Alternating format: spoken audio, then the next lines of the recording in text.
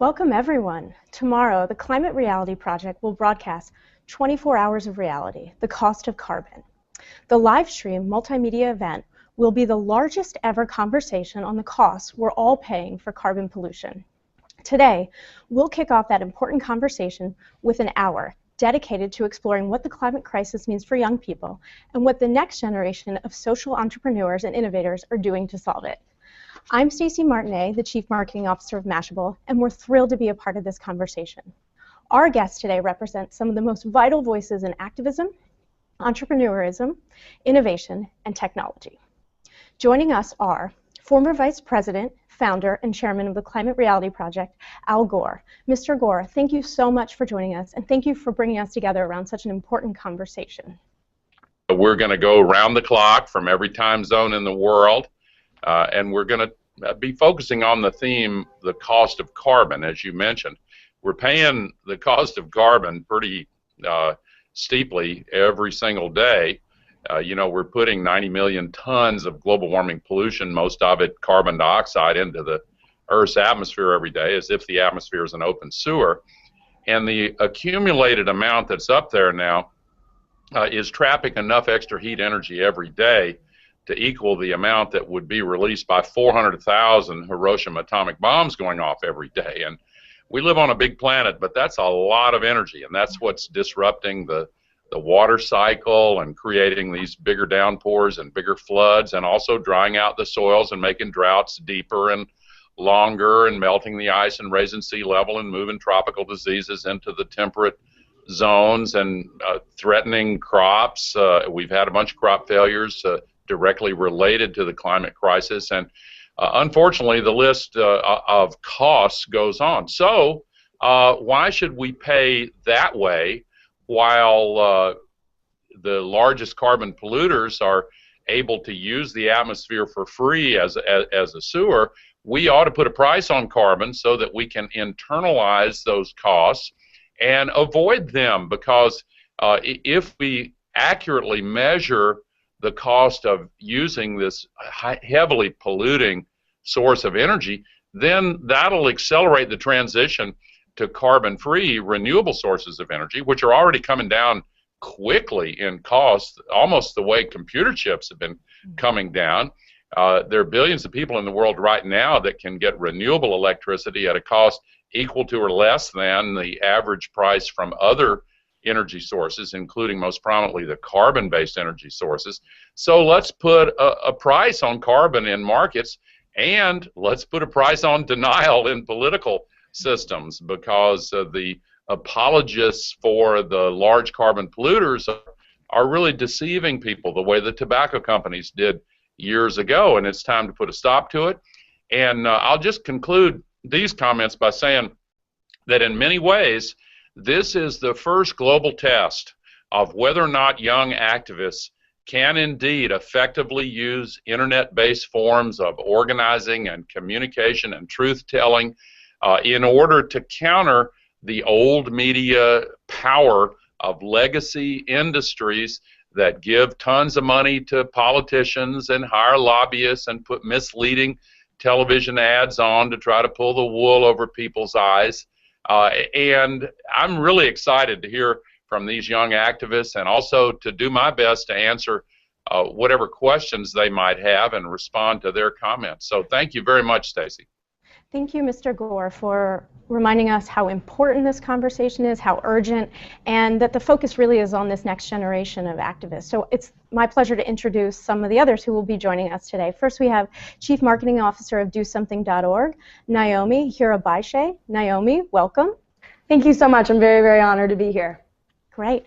Climate reality leader and founder of Surda Digital Marketing, Karina Surda, who hails from Canada. Welcome.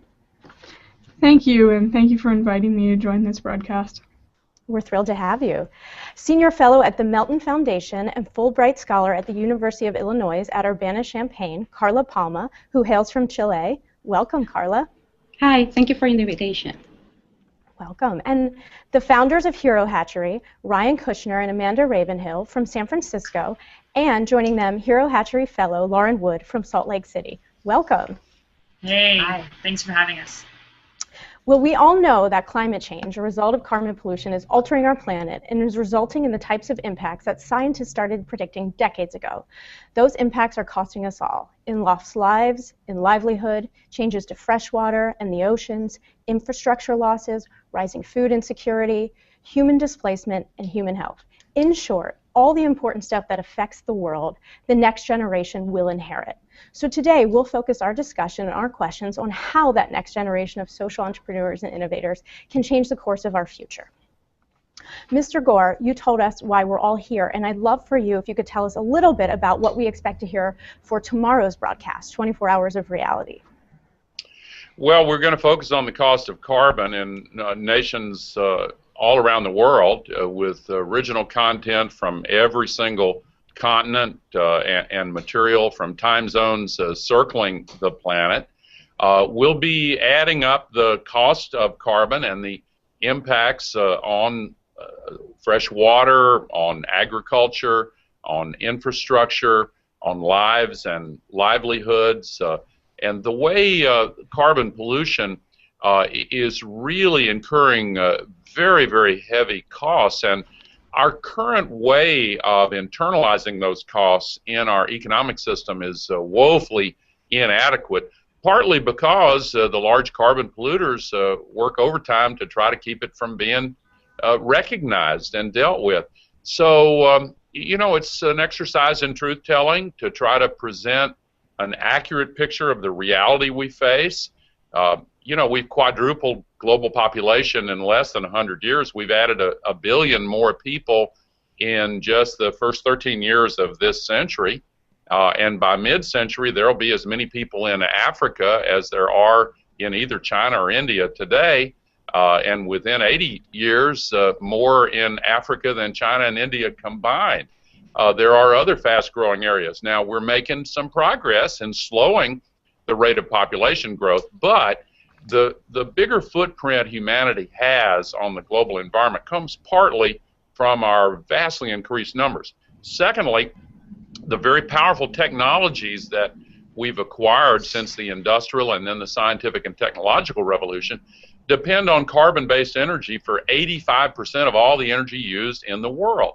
And we've had an artificially cheap source, ancient stored sunlight, as some people have referred to coal and oil and gas, because that's what it is.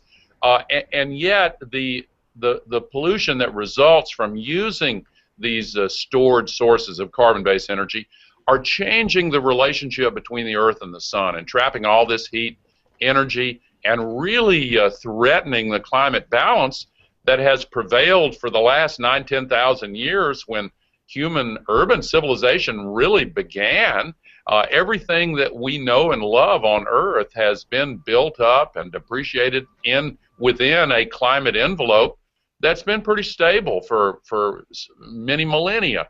And when we push the Earth out of that envelope, when we create radically new conditions, then, you know, people have to move away from the coastlines as the ocean encroaches on coastal cities. And, of course, the majority of the world's people live near coasts. And farmers that have depended on predictable patterns of precipitation and weather that they learned about from their parents and grandparents and previous generations have to come up with a new way of dealing with the future, and floods and droughts and all the other things that I mentioned at the outset. So we'll be telling that story from locations all around the world. Climate Reality's team has been hard at work since last year's 24 Hours of Reality. Last year was focused on dirty weather. Dirty energy creates dirty weather.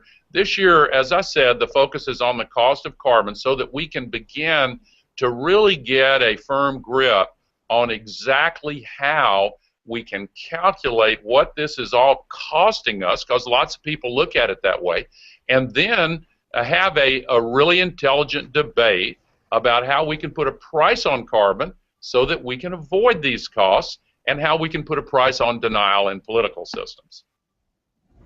Great, and there's no denying in the era of social media that we are a global connected society, and as Mr. Gore mentioned, we're urging everyone to break down traditional barriers of media and meet up. And at Mashable, we're asking our community around the world to meet up through our meetup platform, and you can go to 24 Hours of Reality to check out where those locations are taking place. In New York, we're hosting one here at our headquarters, and we look forward to seeing what our community will do around the world. So with that, let's dive into our discussion. The first question is for Mr. Gore from the Hero Hatchery. Take it away, Hero Hatchery. Hi, yeah, thank you, Mr. Vice President Gore. This is Lauren. I'm the fellow for this year's Hero Hatchery project, and I've been a grassroots climate organizer for the past 5 years in Salt Lake City. So at Hero Hatchery, we're trying to tell stories from the front lines of the climate movement, specifically individuals that are directly experiencing negative health impacts from our dependency on dirty energy. We're also here at Power Shift in Pittsburgh, which is a youth climate conference of thousands of individuals, and I've heard many stories of individuals from all across the continent. In fact, right now, as we speak, there are thousands of individuals taking to the streets and institutions of downtown Pittsburgh to stand up and demand the abolition of fossil fuels. And as we continue to write this story of resistance through using the age-old traditions of civil disobedience and popular demonstration. Even though this weekend has been incredibly inspirational, we also realize that we're not winning yet. So I guess my question to you is, in what way can we effectively work with impacted communities standing up against such massive industry? And if you could specifically speak to funneling resources and sharing stories effectively with people whose health is on the line, and who are also pushing our mass movement the hardest. Well, Lauren, I think you're part of the answer to the question you've asked, and I want to compliment Ryan and Amanda on either side of you for coming up with Hero Hatchery. And as I understand it, you guys went through a long process to select one hero to hatch, and that turned out to be you, Lauren, and I'm really excited for you. And I'm real familiar with Power Shift. I've spoken to them in the past, and man, what a great organization. I'm glad they're out walking the sidewalks today. So that is part of the answer. And of course, where the health impacts are concerned, Lauren, right in your home community, Salt Lake City, there was a period, oh gosh, I can't even remember now exactly how many years ago. It wasn't all that long ago, where one of the biggest sources of air pollution had to shut down, and then they went for a period of time without that pollution, and then it started back up again. So the doctors in Salt Lake City, helped by others, went back and compared the admissions to hospitals for respiratory diseases, and it was amazing. Right after that plan, are you familiar with the data I'm talking about, Lauren? Yeah, we work with Utah physicians. They're fantastic. Yeah, it's an amazing illustration of what you were talking about, and I would urge you to share that graph and the stories of the people affected by it. Man, it was really dramatic. You know, just last week, the World Health Organization stunned a lot of people by naming air pollution as a cause of cancer.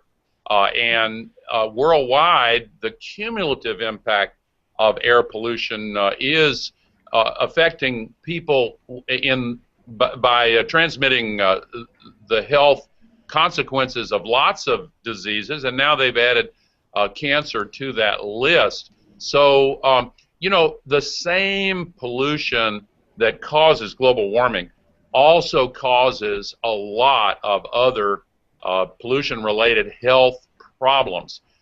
Take, for example, the pollution from China. I don't want to take the focus off the United States at all, because the United States is second only to China as a source of global warming pollution. But just today, the largest city in the upper northeastern part of China, Harbin, was basically shut down. The schools and most of the institutions, because with a safe health level of 25 parts per million of air pollution, they have a level of 1,000 or above today, and the whole city's practically shut down today. Most of northeastern China is experiencing this. The life expectancy has been cut by 5.5 years there. Now, we also in the U.S. have similar problems. Not quite as bad as that, but every nation around the world needs to do more to cut this pollution out, not only because of global warming, but also because of the health impacts that you are talking about. Great. The next question we have is from Carla Palma, and that's for Naomi at Do Something. Carla? Yes. Hi, Naomi. The next question is based on my experience being a Melton Fellow for the last 10 years. Mm-hmm. In the Melton Foundation, we believe that a new generation of young global citizens who decide to get involved and live a sustainable life can change the world. Can this have a larger impact than the solution offered by an economy of consumption? And what does it take to create such a large movement? Yeah, well, consumption is part of the problem for sure. And when we talk about consumption, we generally talk about it in a way that's a little bit out of date because, over the last 50 years, the production worldwide of goods and services has tripled, but the total tonnage or weight has actually not gone up. And a lot of what people consume today is in the form of products, goods, and services that don't always have a lot of pollution associated with them. But we need to focus on consumption and growth in a much more sensible way.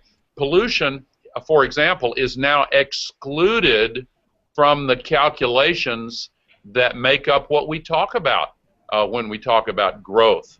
And growth is kind of synonymous with progress, but we need to take these, what the economists call externalities. Sorry for the $5 word, you've all heard it, but basically what that means is stuff that they just arbitrarily exclude from the economic calculations. These 90 million tons a day I referred to earlier, that doesn't show up on any balance sheets. And so when we calculate progress, growth, then we don't take that into account, and we need to. We need to be more accurate in exactly how we define what we want to see in the world. We want progress, justice, a rise in standards of living without the phony baloney calculations that ignore pollution and ignore the benefits of positive externalities like investments in education and health care and mental health care and community services and the like. We need growth in those kinds of things instead of just focusing on the kinds of industrial output that also comes with pollution that's made invisible in the calculations. Does that answer your question? Yes. Okay. And I know that Naomi wanted to answer this question too. Yeah, Okay. so thank you so much. Sorry, I have these on, took a quick picture. But yeah, I think I love this question because what's so exciting is obviously why we're all here today. You know, the idea that we really know what a catastrophic issue this is, but the opportunity for larger social movements lies in, first expanding the conversation, right? So how are we getting out of the idea of echo chambers, and how do we move on to different stages of people who are maybe starting to shop a little bit more at Whole Foods or recycle more often or kind of getting their feet wet, and then of course there's a whole set of people that are just denying it. And so first and foremost, how do we expand the conversation to really make sure that we are reaching everyone around this issue? And second of all, once we do expand the conversation, really build out those segments of people that are starting to get on board, halfway on board or not on board at all, what are we offering? What are we offering them, right? Because ultimately, how do we shift from just the awareness around the issue, but to impact? And that lies in offering people specific ways that they can take action. And at DoSomething.org, we're one of the largest organizations for young people and social change. And so what we do is we take big issues that we know are important to young people, and we create simple, measurable calls to action. And one of the things that we've seen work really well that I would love to see with this kind of larger movement happening is the idea of what's that first win that you have, right? I think when it comes to climate change, so much that's inherent to the problem is that it is big, big, big issue, and it's a big, big, big problem, and there's serious, serious ramifications if we don't act now. But for a young person, and I think for the mass social movement, that can feel sometimes just you can totally feel stalled and feel actually like you don't even know where to start and feel debilitated. So what do you give that person to kind of get started with? It could be anything from just start recycling more, or recycle this amount, or do research on 5 brands that you are really, you admire their sustainability, and make a conscious choice to start shopping there 2 times more often a month. Again, thinking about how you make this for a larger social movement, more convenient, more specific, and also something where you're actually building out different communication plans and messaging for the different segments of people that are going to be the recipient of the messaging, because they're coming at it from so many different complicated lenses, anything from their own political upbringing in their family to the geographic region in which they grow up. And so I think different stories for different demographics or audiences is also one of the first things you can do. We're doing a big campaign right now. It's called Cell Phones for Survivors, and the idea is it's taking all the waste, right, of just old cell phones that people have lying around that they're not using, and we're connecting those that waste, and we're having young people donate that, and those funds will actually go to support a domestic abuse program that's all about using technology for victims. So that obviously is a very clear domestic abuse message, but there's also a much bigger narrative, which is the waste around all of these cell phones, and so that allows us to connect with different partners. And even though it's seemingly a separate issue, it's obviously all under this bigger umbrella, given just the current state of what we live in. So I would say different stories for different demos, expand the conversation, but once you have their attention, you have to really, really make sure you have a clear sense of what you're offering them, and make that first win attainable. So it could be just getting your feet wet, starting with something small, because just the reality of, I think, a lot of the mentality in America sometimes is just convenience, right? And so you have to start somewhere to really hopefully get this on more people's radar to create that large movement. Well, thank you. Thank you. Great. And thank you for sharing how we can start engaging young people within our own communities. The next question, Mr. Gore, is from Karina Serta. Karina? Growing up living 8 blocks from Lake Huron in Saugeen Shores, Ontario, Lake Huron being one of the largest freshwater lakes in the world, it's really hard to escape the impact of water on the world. In my area, because of the seemingly endless supply of clean water, it is cheap and taken for granted most of the time. I personally believe that fresh water is one of the most precious materials that we have on Earth. So, Mr. Gore, how do you think that the way people view and look after water will change once they realize it's being severely affected by climate change? Well, that's a great question, Karina. And before I answer it, if you don't mind me asking a personal question that I think I know the answer to, but how old are you now? I'm 17. And how old were you when you first came to one of my training programs? I was 11 when I was trained. Awesome. I wanted to highlight that because you were the youngest ever to do it. And how many times have you given the presentation to audiences since then? Over 140. Well, thank you. God bless you. And that's so wonderful. But I don't want to dodge your question because it was a great question. Actually, if you look at the impact of the climate crisis on human civilization, one of the biggest impacts by far is the way it is disrupting the water cycle, or, the scientists use the phrase the hydrological cycle.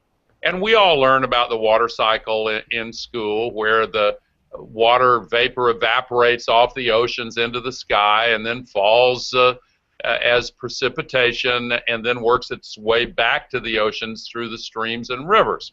So that cycle gives life. We're mostly water. Everybody knows that. Water is essential for life on Earth as we know it. And how is it being disrupted? Well, it's being accelerated. First of all, more than 90% of the heat energy that's trapped in the Earth system by global warming pollution goes into the oceans, and that causes more water vapor to evaporate into the sky. Now, even more powerful than that, the 10% or less that heats up the air directly, the ocean heat, by the way, comes back out over time, but the part that heats up the air means that the air holds a lot more water vapor.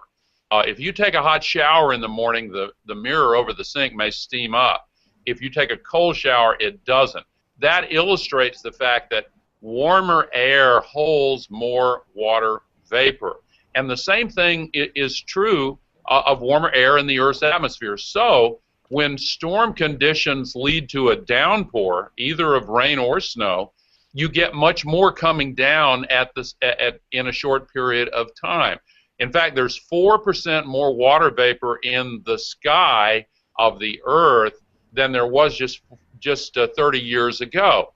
Now, it's important to realize that when a storm releases a downpour, the water that falls in the rain doesn't come just from the part of the sky directly above where it falls. For example, if you have a bathtub filled with water and you open the drain, the water rushing down the drain doesn't come just from the part of the tub directly above the drain, obviously, comes from the whole tub. Well, there are basins of water vapor in the sky that can stretch out 2,000 kilometers, and that's funneled toward where the drain is, where the storm conditions release the downpour. So you get these incredible downpours, like the one in the U.S. A few weeks ago in Boulder, Colorado, in my home community of Nashville a few years ago, in Pakistan, where 20 million people were displaced, and in northeastern Australia, in Germany earlier this year, and Eastern Europe and Central Europe. You can go all around the world and see this phenomena happening. So the way we relate to water is changing. Now, that same extra heat that's disrupting the water cycle by making these downpours and floods larger also changes the timing of the precipitation event. So farmers who rely on water for their crops are no longer able to rely on the same predictable pattern. I mentioned this earlier. And in many areas, the period of time between downpours is stretched out, during which time the extra heat in the Earth's atmosphere is sucking the soil moisture out of the land, because typically the soil moisture only goes down a few centimeters, and it dries out really quickly when the temperature goes up. So the other way the water cycle is being disrupted, of course, is evident in the Great Lakes region where you live. The ice cover on the Great Lakes is much less now through the winter, and some of the Great Lakes you're seeing ice-free conditions now. Now, what that does is a lot of things. It leads to lower lake levels. There are a lot of factors that contribute to that, but that's probably the main one, because more evaporation when the sun's rays don't bounce off the ice cover. And you get the lake effect precipitation events on the downwind side of the lakes. And all over the world, a lot of these lakes are being affected by the enhanced evaporation. Also, plants and animals need more water when temperatures go up, and so we're putting more pressure on the underwater ground aquifers. A lot of them are being depleted at unsustainable rates. We need to shift our irrigation techniques. So the way we relate to water is, in many parts of the world, one of the principal ways that people are feeling and understanding the effects of the climate crisis. So thank you for focusing on that. Right, and the next question comes from our Google Plus community. It's directed to Do Something. Harriet Sugarman asks, how best can kids move their parents to action so that they act and vote for those too young to do so? Thank you. I think the thing that's wonderful about young people and kids and teens' influences on their parents is that you're able to break down barriers, I think, that sometimes are harder in the bigger dialogue. So there's a little bit more buy-in, I think, from parents, obviously, to hear firsthand from their kids about the importance of this issue. And I think, so it's a couple-fold, obviously, depending on where the parents kind of fall on the spectrum of you know, kind of buy-in of the issue. I think the first thing for young people is to talk to their parents about, understanding the why, right? So if this is something that they haven't really seen take place in their household, the family is not living a very sustainable lifestyle, and the parents aren't really on board to discuss overhauling that lifestyle or becoming more conscious about the lifestyle that they're leading. So understanding the why, and I think that dialogue is incredibly important for young people because, again, they will be able to have, I think, a more productive conversation with their parents starting first that they can build off of that. The second thing is very much in line with what I was talking about earlier, is giving young people better opportunities, I think, to engage, because if there's more opportunities for young people to take action against climate change in their household, it's something that the parents can't ignore. It's right in their face, in the best way, right? So that could be anything from a recycling program at home or something that's going on at school. We did a big campaign called Don't Be a Sucker, and it was all about fighting. You were like fighting vampire energy, and so we made it kind of fun. But the idea was that you were slaying the vampire suckers who just took all the energy out of school. So you would be unplugging all of things that were plugged in at school and really kind of fighting for your school. And it was something fun, but again, it was the idea that it met young people where they are. It started in school or at home, and I think when you give them more opportunities that are woven into their life, it's a lot easier for them to talk about it. I think sometimes for young people, it's where do I start, right? What's the one thing that I can do tomorrow or this weekend that will at least help me to really kind of get my feet wet on the issue, and then ultimately have that conversation with parents. And the other thing I would say is to tap into the values, really frame the conversation around your parents' values. I think the biggest value here, right, is the future of the world that we all occupy,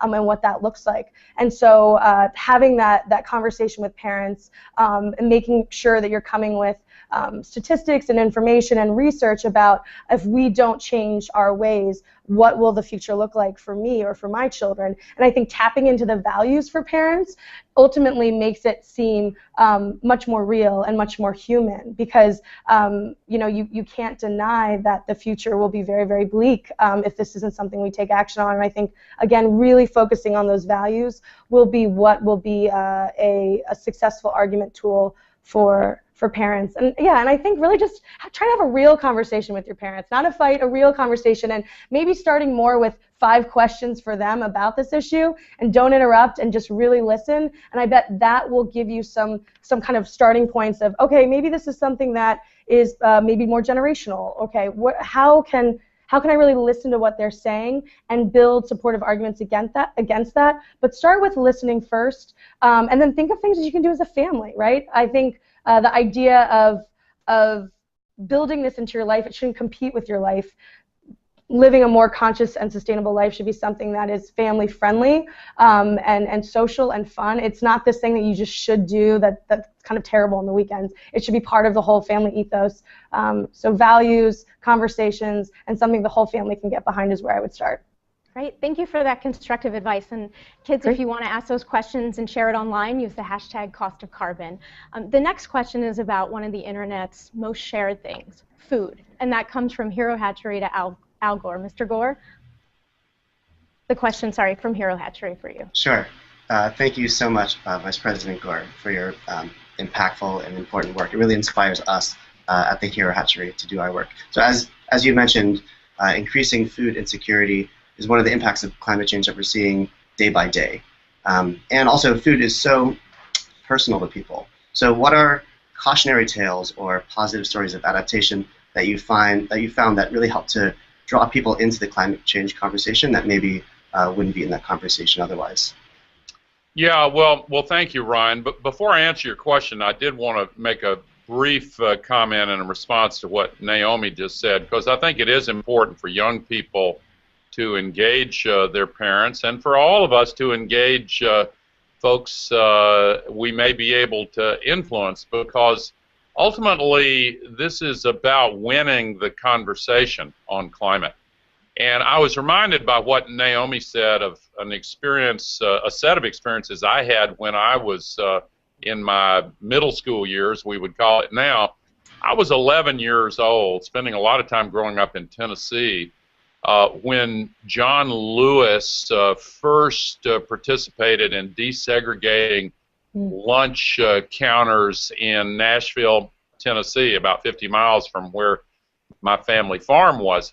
And I remember when I and so many of my friends engaged our parents and elders in conversations that did focus on the question why. Why is it okay to discriminate against people on the basis of their skin color?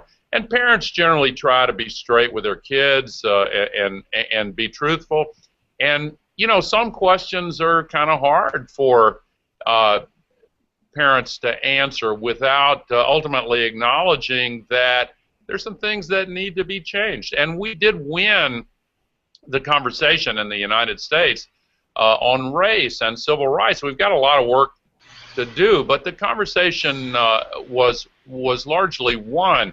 A few months ago, there was a news story about two gay men waiting in line for a pizza when some homophobe came by and made a nasty comment. And according to the story, literally every other person in line turned on that homophobic man and said, "No, we don't accept that. We don't accept that."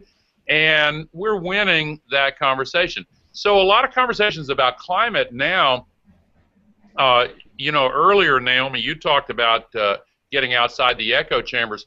We all talk sometimes in echo chambers, and then we walk into other chambers where there's a pressure to be silent. And I see it in the news media where a lot of the news organizations, there are exceptions to this, thank goodness, but it's almost, the conversation on climate is almost like a family conversation where an alcoholic father flies into a rage whenever alcohol is mentioned. So the rest of the family learns to keep the peace by never talking about the elephant in the middle of the room. Civil rights used to be like that. Gay rights used to be like that in a lot of households.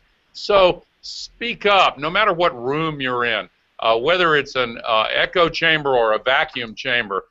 Insist on winning that conversation. Now, let me segue, Ryan. I don't want to let the opportunity pass to give a response to your excellent question on food. You know, sometimes the conversation on food insecurity is a little bit tamped down because everybody knows that a couple hundred years ago, Thomas Malthus was wrong when he predicted that rising population rates would lead to a food crisis. And so some people have learned the wrong lesson from that period. Agricultural productivity did go up dramatically, thank goodness, and hopefully it will go up again. However, what's different today is the rate of population growth is very high, and we are now seeing absolute limits on certain strategic resources that are crucial to continued increases in food production. The amount of water available for agriculture, the amount of topsoil that's available. We replenish topsoil at an incredibly slow rate, but we're depleting it at a very rapid rate. In the U.S., in the Midwestern United States, for every kilogram of corn produced in the Midwest, about a kilogram of topsoil is washed down the Mississippi River. And when we have rising temperatures, increasing droughts, and bigger floods, and more heat stress on plants, this threatens crop yields. So much so that in many parts of the world, the authorities that really know the most about this, the Food and Agriculture Organization, the regional organizations, are really raising alarm bells today, saying that we have got to address this food insecurity problem because of all the problems associated with the climate crisis. So, you know, we've got to go to underground drip irrigation type techniques, precision irrigation. Drip irrigation is one way to do it, but there are even better technologies. We need to re-examine the big shift toward beef in much of the world. And of course, it long since took place in the U.S. and other developed economies. But beef production takes more than 7 pounds of grain for each pound of meat protein that's produced. And so you're seeing a huge extra stress on croplands. Pork is not as much, 5 pounds of grain per pound of meat protein. Chicken only 2 pounds, but both of those still actually contribute to the problem. Factory farming needs to be re-examined. Industrial agriculture, with the emphasis on single crops with single genetic strains. We need to get back to more organic, sustainable growing techniques with agroforestry and crop rotation to replenish the fertility of the soil. We need to also focus on soil carbon because a lot of these industrial agriculture techniques kind of strip mine the carbon out of the soil, which is necessary for the crop yields to continue at a good, healthy, vibrant level. So we've got a big challenge in front of us, but I'm kind of encouraged by the big shift that I see taking place toward organic food and toward sustainable agriculture, but as in all these areas, we need to accelerate it. Yeah, I just got.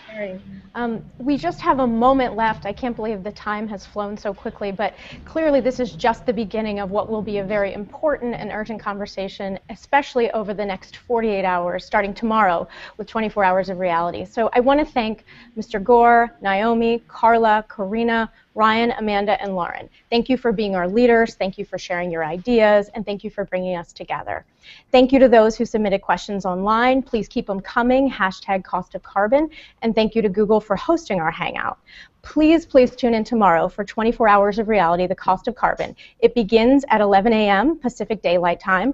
Go to 24hoursofreality.org, that's 24hoursofreality.org, and again, the hashtag is Cost of Carbon.